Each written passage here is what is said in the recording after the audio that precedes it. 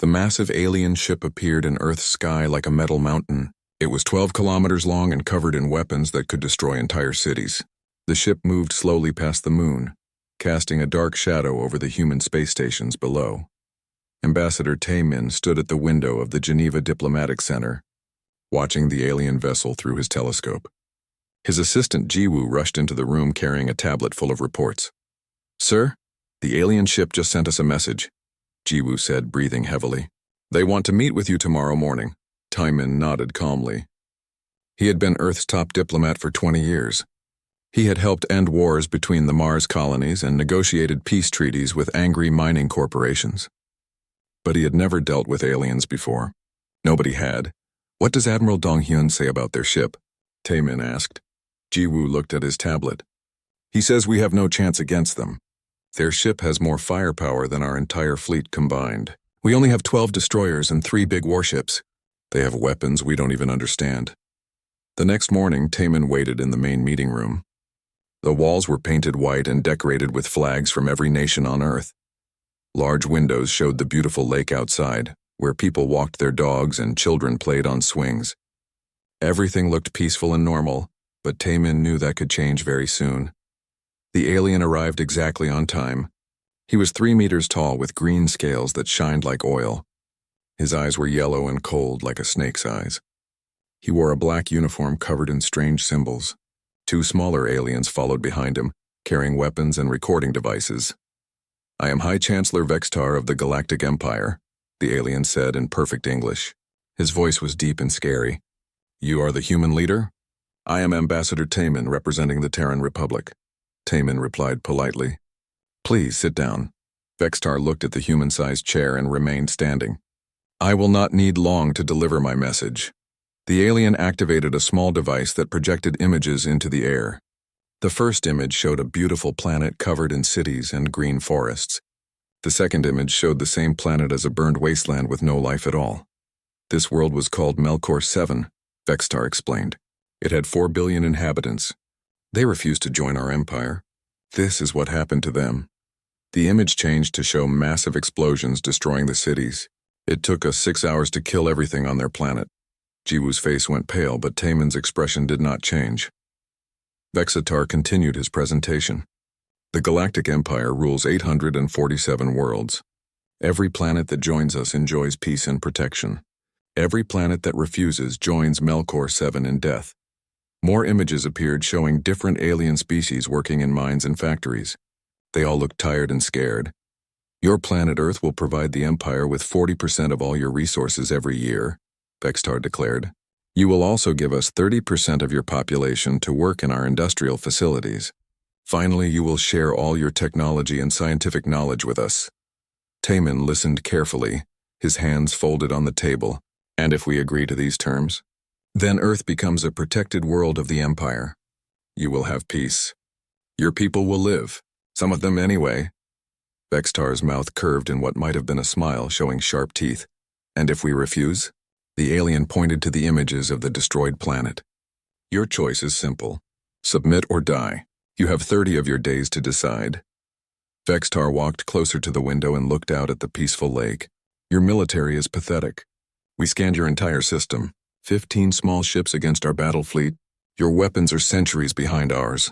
Your people have never faced real war." He turned back to Taemin. "Do not make the mistake that others have made. Do not think your species is special. We have conquered worlds with billions of soldiers. We have destroyed civilizations that had weapons you cannot imagine. Earth is nothing compared to what we have already defeated." Jiwoo was writing notes as fast as he could, but his hands were shaking. Taemin noticed this and spoke calmly to his assistant. "Jiwoo, please contact Admiral Dong-hyun and tell him about our visitor's generous offer." The young man nodded and left the room quickly. Vextar watched him go.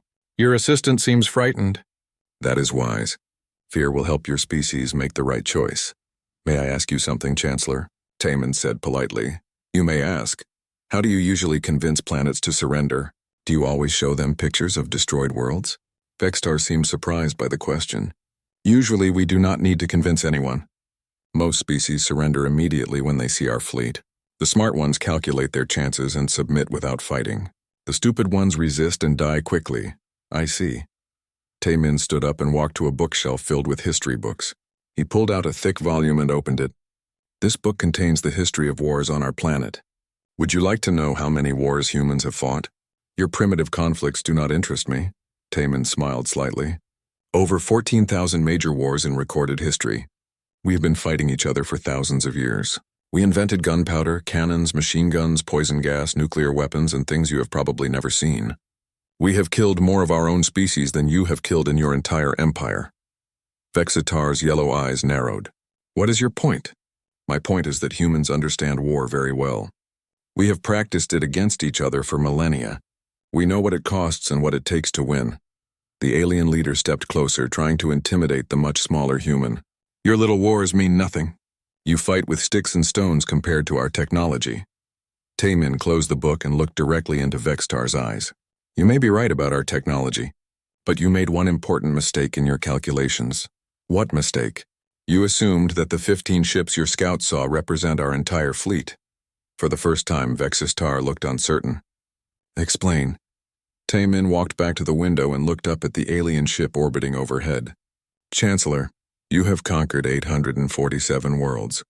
You know how to defeat divided planets, weak governments, and frightened populations, but you have never fought humans before. Your threats are meaningless. Surrender or face destruction. I will give you our answer tomorrow, Taemin said calmly. Please return here at the same time. Vexitar's scales changed color slightly, becoming darker. Do not try our patience, human. We have waited long enough for lesser species to accept reality. One day will not matter to an empire that has existed for thousands of years, Taemin replied. Unless, of course, you are in some kind of hurry. The alien stared at him for a long moment, then turned and walked toward the door. His guards followed silently. Remember what happened to Melkor 7, Vexitar said as he left. Tomorrow you will give us your submission or you will join them in death.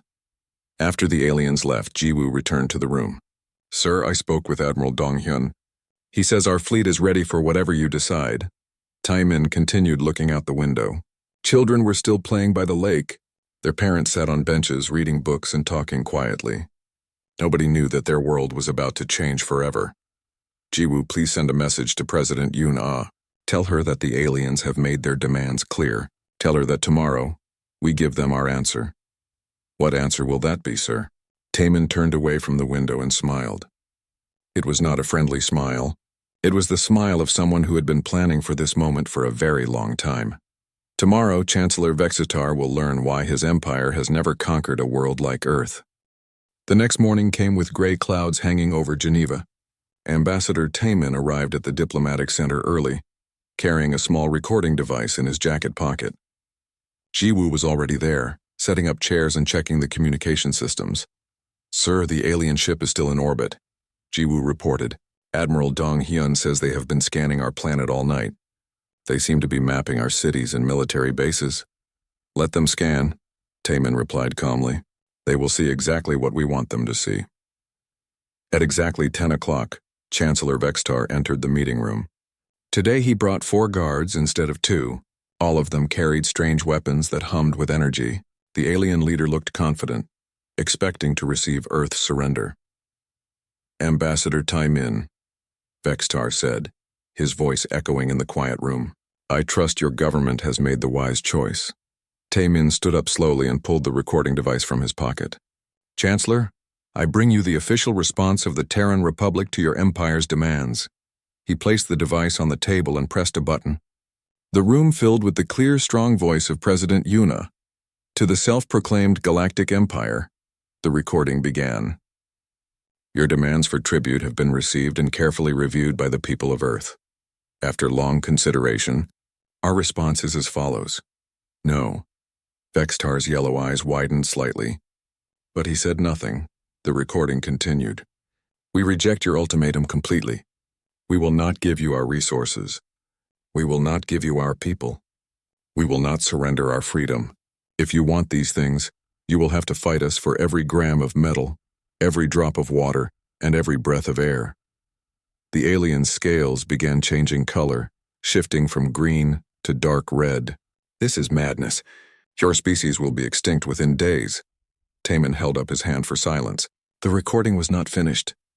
You boast of conquering 847 worlds. President Yuna's voice continued. We have studied your methods through our deep space monitoring stations.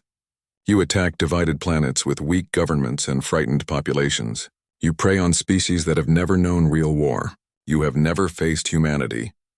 Now Vextar stood up, his massive frame towering over the human diplomat. Impossible! Your technology is primitive. Your fleet is tiny. The recording switched to a different voice. Admiral Donghyun spoke from Luna Command, his words calm and deadly serious. Chancellor Vextar, you see our small fleet and assume weakness. This is your first mistake. What you fail to understand is that humans have been perfecting the art of war for thousands of years. We have not been fighting alien invaders. We have been fighting each other. The alien guards moved closer to their weapons, but Vextar gestured for them to wait. We have survived ice ages that killed most life on our planet. The Admiral's voice continued. We have survived plagues that killed half our population. We have fought 2 world wars with weapons that could destroy entire cities. We have built nuclear weapons capable of ending all life on Earth, and then we learned to control them. Vextar slammed his clawed hand on the table, cracking the wood. Your primitive nuclear weapons are nothing compared to our plasma cannons. Taemin smiled coldly. Admiral, please continue. We are not the other 847 worlds you have conquered, Donghyun's voice said. Those species probably never fought wars among themselves. They lived in peace until you arrived. Humans are different. We have been at war for our entire recorded history. Every generation of humans has known conflict. Every human child grows up learning about strategy, tactics, and sacrifice. The recording switched back to President Yuna. Your scouts counted our ships and measured our weapons. They reported that Earth has 15 vessels and technology that is centuries behind yours. Your scouts told you the truth about what they saw. They did not tell you the truth about what they missed. Vexitar's confident expression began to crack. What do you mean? Your scouts saw what we wanted them to see, Taemin said quietly. The recording continued. For the past 50 years, since we first detected signs of alien life in distant galaxies, humanity has been preparing for this day. We knew that if aliens found us, they might not come in peace. So we prepared for war. New voices joined the recording. Scientists, engineers, and military officers from around the world spoke one after another. This is Dr. Hyun Jae from the Luna Research Station. We have been developing new weapons and defense systems in secret facilities hidden throughout the solar system. This is General Wu Bin from Mars Command. Our fleet is not 15 ships. That number represents our oldest and weakest vessels, deliberately positioned where your scouts would find them. This is Captain Minho from the Asteroid Mining Consortium. Our real fleet has been hiding in the asteroid belt, powered down and invisible to your scanners. Vextar's scales were now completely red, and his breathing had become rapid and angry. Lies, we scanned your entire system. This is Commander Su Jin from Deep Space Reconnaissance, another voice said from the recording. We have been watching your empire for decades. We know how you fight. We know your ship designs, your weapons, and your tactics. You know nothing about ours. The alien leader turned to his guards. Contact the fleet. Tell them to begin orbital bombardment immediately. One of the guards spoke into a communication device, then looked confused. Chancellor, we cannot reach the ship. All communications are being blocked. Taemin nodded to Ji Woo, who had been quietly working at a computer terminal. The jamming field will lift in a few minutes, Taemin said. Your crew is probably wondering what those new contacts are that just appeared on their sensors. What contacts? Vextar demanded. The human fleet. Taemin replied simply. The recording reached its final section. President Yuna's voice returned. Now cold as winter. Chancellor Vextar, you came here expecting us to surrender like all the others. You thought humans would be frightened of your big ship and scary weapons. You were wrong. Humans do not surrender. Humans do not submit. Humans fight. The alien was now pacing back and forth, his claws scratching the floor. Your resistance is futile. One ship. We have one ship here now, but we have thousands more. We know, the president's voice said. We have been counting them. We know the location of every ship in your empire. We know which worlds they are guarding and which routes they use to travel between stars. While you were focused on our little planet, we have been studying your entire civilization. The recording ended with words that made the room feel suddenly cold. We declare war on the Galactic Empire. Your first lesson in human warfare begins now. This message is being broadcast to every world in your empire, so they will know that someone finally said no to your demands. Good luck, Chancellor. You are going to need it. Silence filled the room for several long seconds. Then Jiwoo's computer beeped softly. Sir, Jiwoo said quietly. Admiral Dong Hyun is reporting that the jamming field has been lifted. The alien ship is trying to contact its crew. Vextar rushed to his guard who was holding the communication device. Angry alien voices poured from the speaker, too fast and panicked for the translation system to keep up. But Taemin could understand enough to know what was happening. The alien crew was reporting that hundreds of human ships had suddenly appeared around them. Ships that had been hiding behind asteroids inside the moon and in the shadows of Earth's orbital stations. The humans had been there all along, waiting. This is impossible, Vextar whispered. Our technology is superior. Our ship is the most powerful vessel ever built. Taemin walked to the window and looked up at the sky. Even without a telescope, he could see bright flashes of light where the battle was beginning.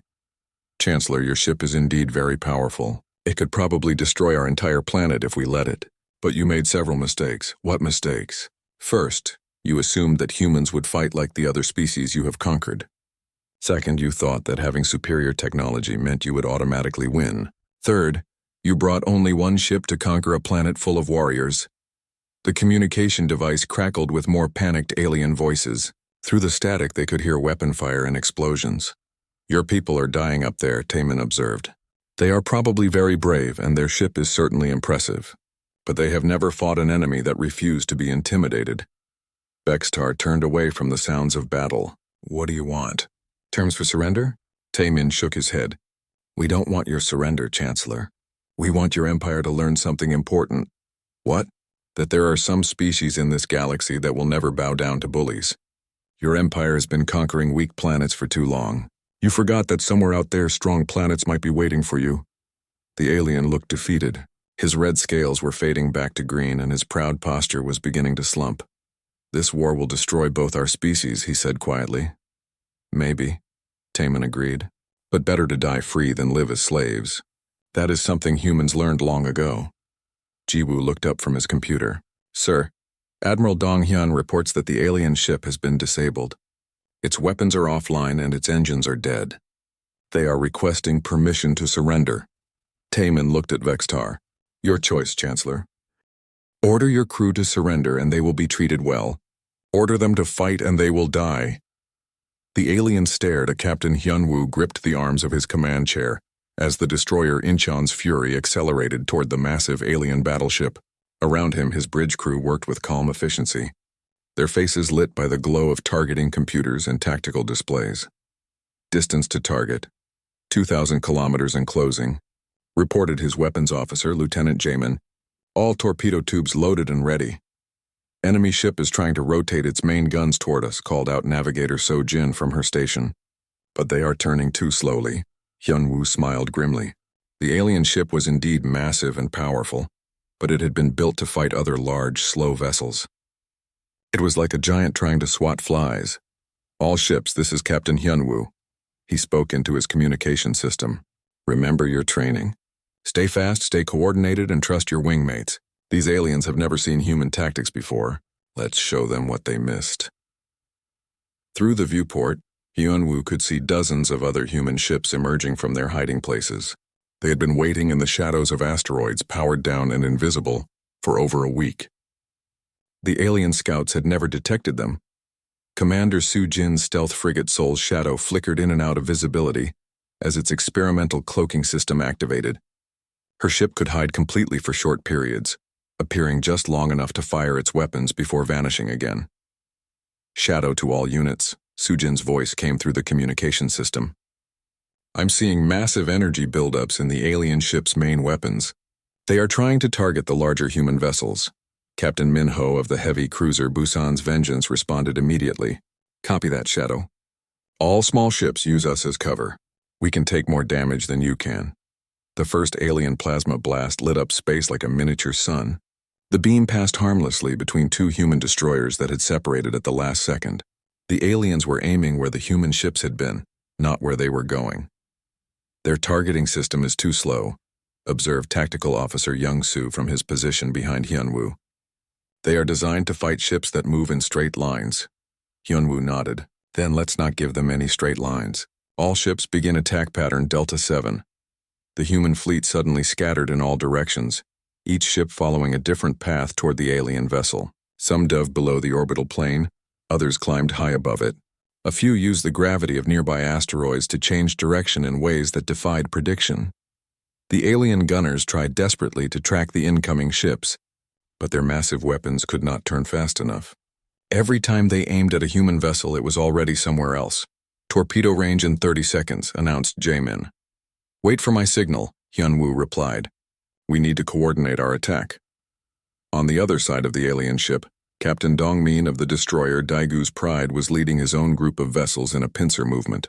The humans were attacking from multiple directions at once, forcing the aliens to divide their attention. "All ships, this is Admiral Dong-hyun from Luna Command," came the voice of the fleet commander. "Phase 1 is proceeding as planned. The alien ship is trapped and unable to maneuver effectively." Inside the alien battleship, chaos was spreading. Fleet Admiral Mordak stood on his command bridge, watching his tactical displays with growing horror. The human ships moved like nothing he had ever seen before. "How many vessels are attacking us?" he demanded of his sensor operator. "Estimated 300 ships, Admiral. They are too fast and too small for accurate counting." 300. "Our scouts reported only 15 ships in the entire system." "The humans were hiding, sir. They used the asteroids and orbital stations to conceal their fleet." Mordak's scales darkened with anger. "Impossible. Our sensors can detect any ship within range. Not if the ships were powered down completely, sir. And not if they were using materials that absorb our scanning beams instead of reflecting them." The alien admiral realized he had been fighting with tactics that were thousands of years old. His empire had grown comfortable conquering primitive worlds that fought with simple weapons and basic strategies. The humans were different. "Target the largest human ships," he ordered. "Destroy their command vessels." But when his gunners tried to target the human cruisers and dreadnoughts, they found them protected by clouds of smaller ships that moved constantly between the weapons and their targets. The humans were using their entire fleet as a single coordinated unit. Captain Hyun-woo watched his tactical display as the attack pattern developed perfectly. "All ships fire when ready." 300 human vessels opened fire at the same moment. Quantum torpedoes, plasma missiles, and kinetic projectiles streaked through space toward the alien battleship. The weapons were smaller than the alien guns, but there were so many of them that they overwhelmed the defensive systems. The alien ship's shields flared and sparked as they tried to absorb the massive bombardment. Warning lights flashed across Mordak's bridge as damage reports poured in from all sections. "Shields down to 60% and falling," shouted his engineering officer. "We are taking hits faster than our defenses can handle." "Return fire. All weapons." The alien ship unleashed its full firepower, sending plasma beams in every direction. But the human ships were no longer where the targeting systems expected them to be. The massive energy blasts struck empty space while the human fleet regrouped for another attack. Commander Sujin's cloaked frigate reappeared directly above the alien ship's main gun turrets. "This is Shadow. I have a clear shot at their primary weapons. Engaging now." Her ship fired a spread of specialized missiles designed to disable weapon systems rather than destroy them. The alien gunners never saw the attack coming. One by one, the massive plasma cannons went silent. "Excellent work, Shadow," Captain Minho called out. "All heavy ships target their engine section. We need to prevent them from escaping." The human cruisers and dreadnoughts moved into position around the alien vessel's rear section.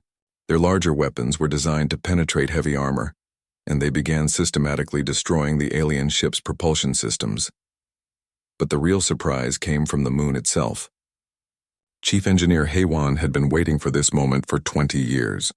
Hidden inside Luna Base was humanity's most secret weapon. "Luna Base to fleet," Haewon's voice came over the communication system. "Prepare for electromagnetic pulse. All ships clear the firing zone." The human fleet scattered away from the alien ship as the moon seemed to split open like a flower. A massive railgun emerged from the hidden facility, its barrel pointing directly at the enemy vessel. "What is that?" Mordak whispered as he stared at the massive weapon appearing on his screens. His science officer checked his instruments frantically. "It appears to be some kind of kinetic weapon, sir, but the energy readings are impossible. Nothing that large should be able to generate that much power." The railgun fired. A tungsten rod the size of a telephone pole accelerated to 15% of light speed in less than 2 seconds. The projectile hit the alien ship's main hull with the force of a nuclear explosion, punching completely through the armor and emerging from the other side. The alien battleship shuddered and listed to one side, its internal gravity systems failing. Emergency power flickered throughout the vessel as critical systems went offline. All sections report massive damage, the alien engineering officer reported, his voice shaking. Hull breaches on every deck. Main power offline, life support failing. Admiral Mordak looked around his ruined bridge and realized that his mighty battleship had been defeated by an enemy he had completely underestimated. "Send a message to Empire Command," he ordered quietly. "Tell them that the humans are not like the other species we have conquered. Tell them that Earth cannot be taken with a single ship or conventional tactics." "What should we tell them about our situation, sir?" Mordak looked at the tactical display showing hundreds of human ships surrounding his disabled vessel. "Tell them that we have lost this battle. Tell them that the humans fight like nothing we have ever encountered. And tell them to send the entire Third Fleet if they want to have any chance of victory." Captain Hyunwoo received the surrender signal from the alien ship and ordered all human vessels to cease fire. The battle was over, but he knew it was only the beginning. "All ships, this is Captain Hyunwoo. Excellent work today. But remember that this was just one ship. The real war is about to begin." On Earth, Ambassador Tae-min received the victory report from Admiral Dong-hyun, but instead of celebrating, he walked to his office window and looked up at the stars. "Ji-woo," he called to his assistant. "Send a message to President Yuna. Tell her that Phase 1 is complete.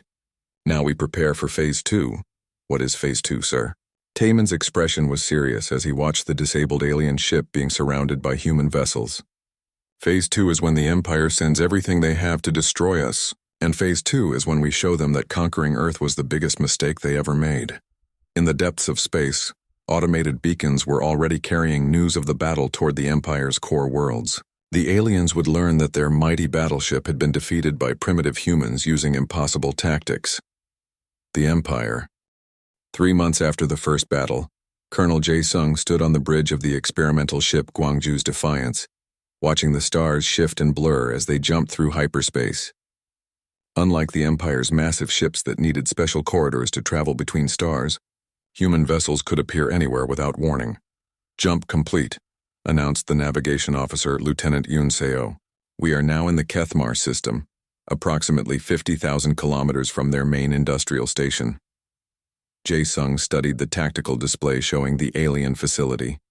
It was enormous, stretching for hundreds of kilometers and surrounded by defensive platforms. Thousands of alien workers moved between the factories that built weapons and ships for the Empire. "Any sign that they detected our arrival?" he asked. "Negative, sir. Their sensors are focused on the main hyperspace routes. They never expected anyone to approach from this direction." The colonel smiled. The Empire had been using the same travel routes for thousands of years. They built their defenses to protect against enemies coming from predictable directions. Humans had spent 3 months mapping new routes that the aliens never knew existed. "Communications. Send the signal to the other ships." Across the Kethmar system, 24 other human vessels received the attack order. They had been waiting in the dark spaces between planets, their crews ready to strike at the Empire's most important military production facility. Lieutenant Yoon Ji of the Special Operations Corps was aboard one of the smaller ships, Seoul's Strike. Her team of 12 commandos had been training for this mission since the war began.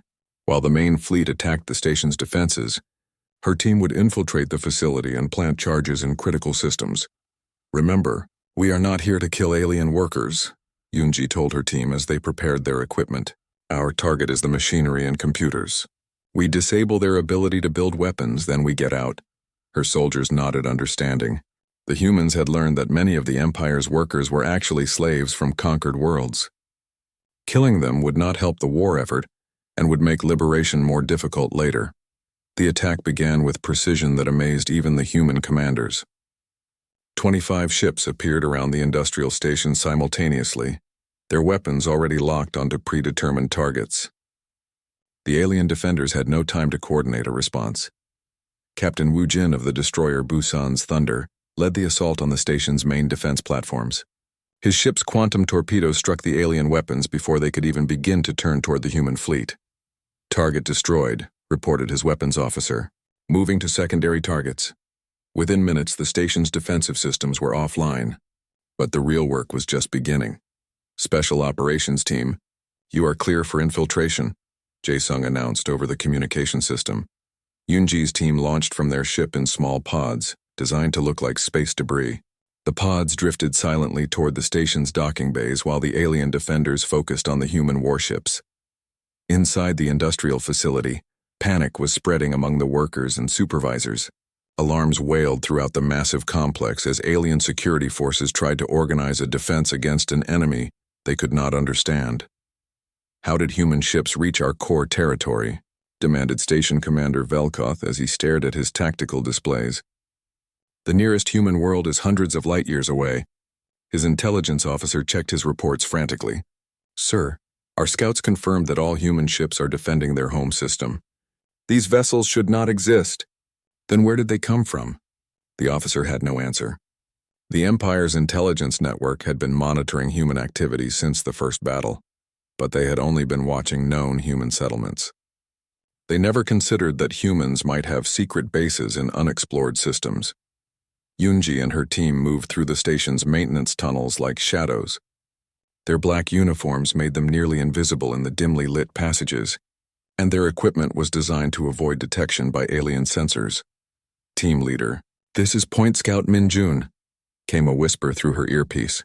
I have located the main computer core. No guards visible, copy that. Teams 2 and 3 continue to the reactor control room. Team 4, secure our escape route. The human commandos had studied the station's blueprints for weeks, using information gathered from captured alien databases. They knew exactly where to strike for maximum damage with minimal risk to civilian workers. Above them, the space battle continued with deadly efficiency. The human ships used their superior speed and coordination to stay ahead of the alien reinforcements that were beginning to arrive from other parts of the system. Colonel, we have incoming ships, reported Lieutenant Yoon Seo.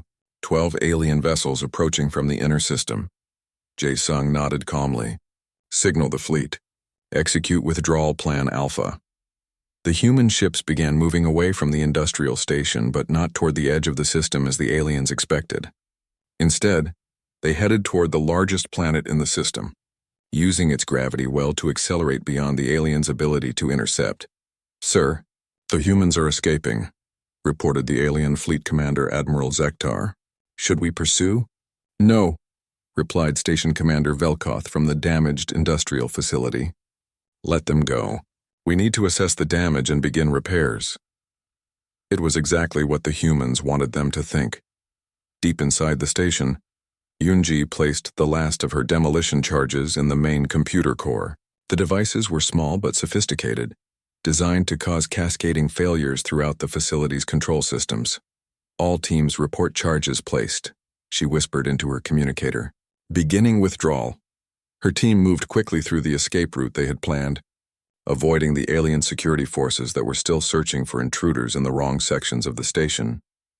20 minutes later, they were safely aboard their ship and accelerating away from the facility. The alien commander still did not know they had been infiltrated.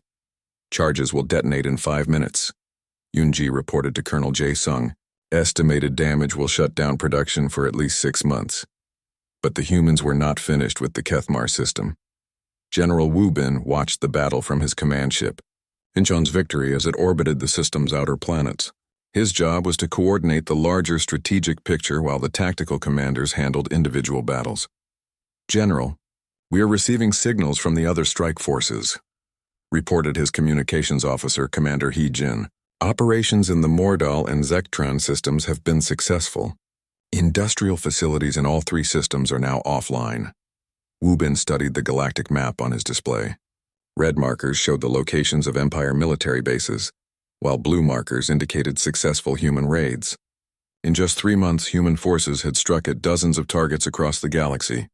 What about the liberation broadcasts? He asked. Commander Haijin checked her equipment. Ambassador So Young's message is being transmitted on all frequencies. It should reach every inhabited world in this sector within hours.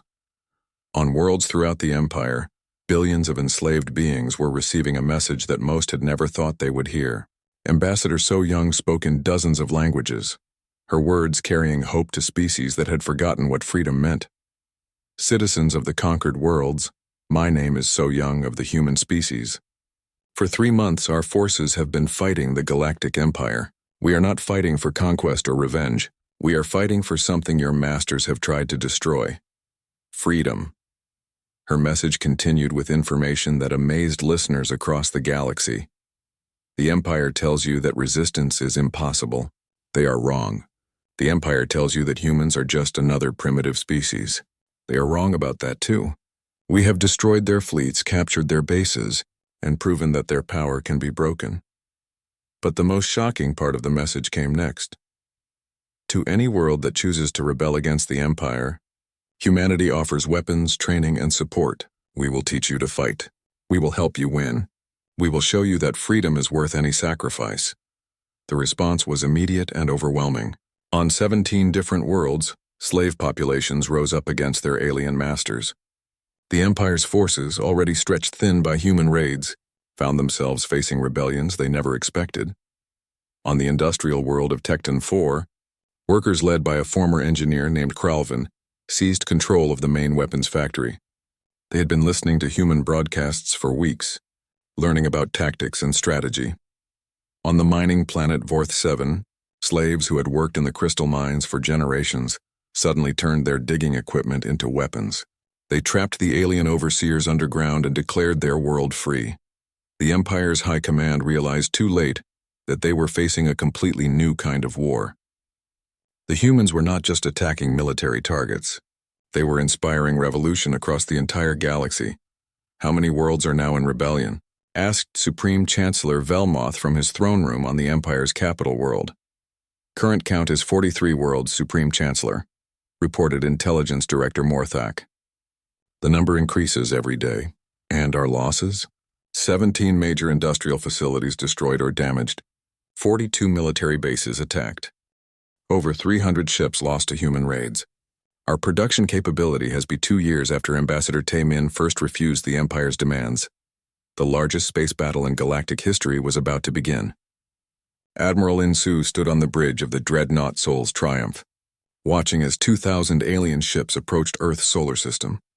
Admiral, all human vessels report ready for battle, announced his communications officer, Captain Haiwan. Fleet strength is 800 ships from Earth plus 400 vessels from liberated worlds. Insu nodded grimly. The human fleet was outnumbered almost 2 to 1. But it included allies that the Empire never expected to face. Ships from dozens of former slave worlds had joined the defense of Earth, their crews eager to fight for the species that had taught them freedom was possible. Open a channel to all ships, Insu ordered. This is Admiral Insu to all vessels in the defense fleet. Today we fight not just for Earth but for every free world in the galaxy. The Empire believes that overwhelming numbers will guarantee victory. They are about to learn why that belief has cost them an empire. Captain Young-Soo of the destroyer Daegu's Revenge checked his weapon systems one final time. His ship was small compared to the massive alien dreadnoughts approaching, but he knew that size was not everything in space combat. Sir, the enemy fleet is entering extreme weapons range, reported his tactical officer, Lieutenant Jun-Ho. They are maintaining tight formation. Young-Soo smiled. Just like we expected. They fight like they always have, using old tactics against an enemy that refuses to follow the rules. The Empire's fleet was indeed impressive. Supreme Chancellor Velmoth had sent his most powerful ships, led by the massive flagship Eternal Dominion. The vessel was 15 kilometers long and carried enough firepower to destroy entire planets. Fleet Admiral Korthak commanded the alien fleet from the bridge of the mighty ship. He had conquered hundreds of worlds using the same strategy. Overwhelming firepower applied against inferior enemies who broke and ran when faced with superior force. All ships, maintain formation, he ordered over the fleet communication system. Prepare for orbital bombardment of the human homeworld. We will show the galaxy what happens to species that defy the Empire. But as the alien fleet closed to battle range, something unexpected happened. The human ships did not form up for a traditional battle line. Instead, they scattered throughout the solar system, using planets, asteroids, and space stations as cover. Admiral, the humans are not engaging, reported the alien tactical officer, Commander Zeknal. They appear to be retreating toward their outer planets. Korthak studied his tactical display with growing confusion. No species has ever refused to meet our fleet in direct combat. Are they surrendering? His question was answered when the asteroid belt suddenly came alive with weapons fire. Human ships that had been hiding among the rocks opened fire with everything they had, targeting the alien fleet's flanks and rear formations. Commander Sujin's stealth frigate Soul's Shadow appeared directly behind the alien flagship, her ship's experimental cloaking system having kept her invisible until the perfect moment. "This is Shadow to all units," she announced over the human communication network. "I have a clear shot at their command ship's main engines." Beginning attack run, her ship launched a full spread of quantum torpedoes at point-blank range. The alien flagship's shields flared and sparked as the weapons struck home, but the massive vessel continued forward. "Target hit but still operational," Sujin reported. "Their armor is thicker than our previous targets." Admiral In-Su had expected this. The Empire's main battle fleet was equipped with their best technology and strongest defenses. This would not be like the earlier battles against smaller alien forces. "All heavy ships, execute Plan Omega," he ordered. Plan Omega was humanity's most desperate strategy, developed for fighting against impossible odds. Instead of trying to destroy the alien ships directly, human vessels would sacrifice themselves to create openings for others. Captain Young-Su received the order and immediately changed course toward the largest alien dreadnought. His destroyer was no match for the massive vessel, but it could serve a different purpose. "All crew to escape pods," he ordered over his ship's communication system. "We have 30 seconds before impact." His crew evacuated quickly, their pods launching toward nearby human ships while Dagu's Revenge accelerated toward the alien vessel on autopilot. The ship struck the alien dreadnought's main weapon array and exploded, creating a gap in the alien formation. Commander Nari led her fighter squadron through the gap, her small ships weaving between the alien vessel's defensive fire. Her target was the ship's main power core, buried deep inside the heavily armored hull. "This is Strike Leader Nari to all fighters," she announced over the squadron communication channel. "Remember, we only get one chance at this. Make it count." Her fighters dove toward the alien ship's hull, their small size allowing them to avoid most of the defensive fire. They reached the target point and released their special weapons, experimental plasma charges designed to overload alien power systems. The charges detonated inside the alien dreadnought, causing cascading failures throughout the ship. Lights flickered and died as the massive vessel lost power and began drifting helplessly, but the cost was enormous. Nari's entire squadron had been destroyed by the alien defenses, and dozens of other human ships had been lost in the desperate attack. Admiral Korthak watched in amazement as his supposedly inferior enemies continued fighting despite taking terrible losses. Every time his forces destroyed a human ship, two more appeared to take its place. "How many vessels do the humans have?" he demanded of his intelligence officer. "Our original estimates were completely wrong, Admiral. They appear to have been building ships in secret facilities throughout this system for decades." The battle raged for hours, with neither side able to gain a decisive advantage. The alien fleet had superior firepower, but the human ships were faster and more coordinated. Every time the aliens tried to group their forces for a concentrated attack, human vessels would strike from unexpected directions. Chief Scientist Hyunjae watched the battle from her secret laboratory buried deep inside Earth's moon. For 2 years, she had been working on humanity's ultimate weapon, a device that could disable the neural implants the Empire used to control their enslaved populations. "Doctor, the neural disruptor is ready for activation," reported her assistant engineer Tae-jun. "But we need the alien fleet to be closer to Earth for maximum effect." Hyunjae studied the tactical display showing the battle raging throughout the solar system. "Not yet. We need to wait for the right moment." That moment came when Admiral Korthak decided to end the battle with overwhelming force. Frustrated by his inability to defeat the human fleet quickly, he ordered all ships to converge on Earth for direct planetary bombardment. "All vessels, form bombardment formation," he commanded. "Ignore the human ships. Focus all fire on their planet's surface." The alien fleet began moving toward Earth, their massive guns charging for the attack that would end human civilization forever. But as they approached the planet, they entered the range of Hyunjae's weapon. "Now," she whispered, pressing the activation button. The neural disruptor sent out a wave of energy that spread throughout the solar system at the speed of light. The weapon had no effect on humans or most alien species. but it completely disabled the control implants that the Empire used to ensure loyalty among their crews. Across the alien fleet, billions of enslaved beings suddenly remembered who they really were. The Kethmari warriors who had been forced to fight for the Empire recalled their homeworld's destruction. The Vorthak engineers who maintained the alien ships remembered their families who had died in slavery. On the flagship Eternal Dominion, Engineer Kralvin looked up from his control station as memories flooded back into his mind. He remembered his wife and children, killed when the Empire conquered his world 50 years ago. He remembered swearing revenge before the neural implant destroyed his free will. Now his free will had returned. "Brothers," he called out to the other enslaved engineers around him. "Do you remember who we are?" Throughout the alien fleet, similar scenes were playing out. Enslaved crews were remembering their hatred for the Empire that had destroyed their lives, and they were in control of the ship's most critical systems. Admiral Korthak realized what was happening when his engineering officer, an enslaved Tekton, turned to look at him with eyes full of rage and memory. "You killed my children," the engineer said quietly. Then he began systematically shutting down the flagship's power systems. Similar acts of sabotage occurred throughout the alien fleet, as enslaved crew members took revenge on their masters. Ships lost power, weapons went offline, and life support systems failed as the Empire's own slaves turned against them. "All ships, this is Admiral Insu," came the human commander's voice over open communication channels. "To all free beings in the alien fleet, humanity offers you sanctuary and protection. Surrender your ships and we will guarantee your safety." The response was overwhelming. Ship after ship in the alien fleet powered down their weapons and transmitted surrender signals. The enslaved crews had taken control from their masters and were refusing to fight any longer. Within hours, TIT,